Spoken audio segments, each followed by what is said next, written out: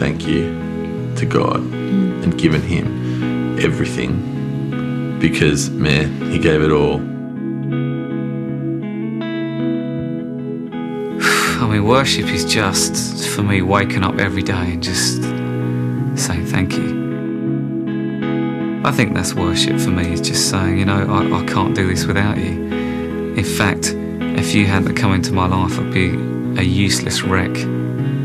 And for some reason you decided to say, I'm calling him by name. I don't know why he chose to do that, but, you know, I want to spend every day saying thank you for that, and that to me is worship. That's my highlight, being able to pull my ears out and just hearing them, the deafening sound of thousands of people singing like just directly to God. And there's no band pumping them, there's no volume, there's no, like, we're not doing anything. They're just compelled to sing and make their own decision to just really declare that God is like Lord of their life. This is the craziest thing to be involved in, because look at how many people God's affecting, and look at the lives that are kind of being changed, and people are kind of making their peace with God. And he doesn't want our ways of doing things. He doesn't want our methods. God's not into appearances. It's into the heart. And we do what we do, and we give everything we have to God. The best of our creativity, the best of what we can do with our hands. And we do it because we love God and we want to give him the best that we can.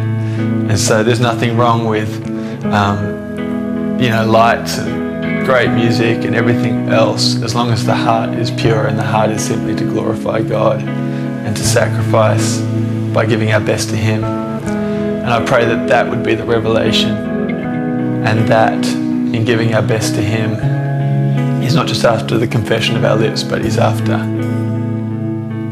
our action when it comes to reaching others, being prepared to be inconvenienced enough to kind of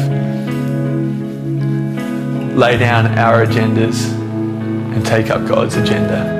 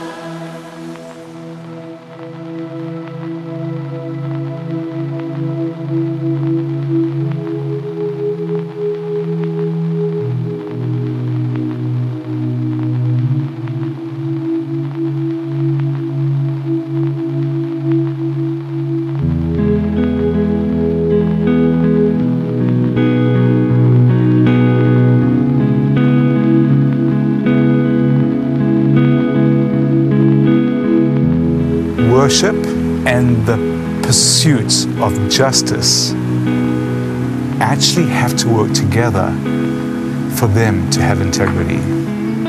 And the one cannot and should not be done, and cannot be done healthily, unless the other one is side by side.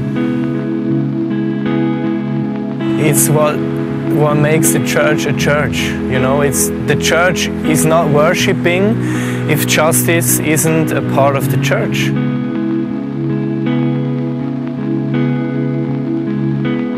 People aren't so different as we think. People aren't so different. Cultures are different, but we're all people, and every soul has the same need, and every person wants to feel valued and wants to feel loved and significant and have dignity.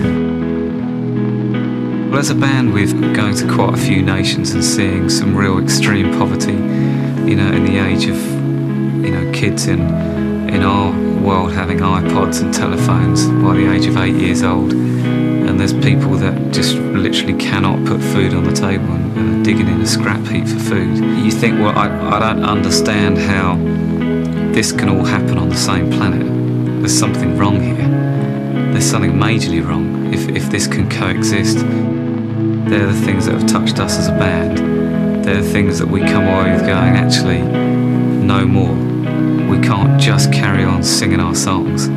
We've actually got to do something. You can't talk about worship and sing to this awesome God if your life doesn't show that there is a loving, awesome God. So church without bringing justice to the community isn't worth called a church.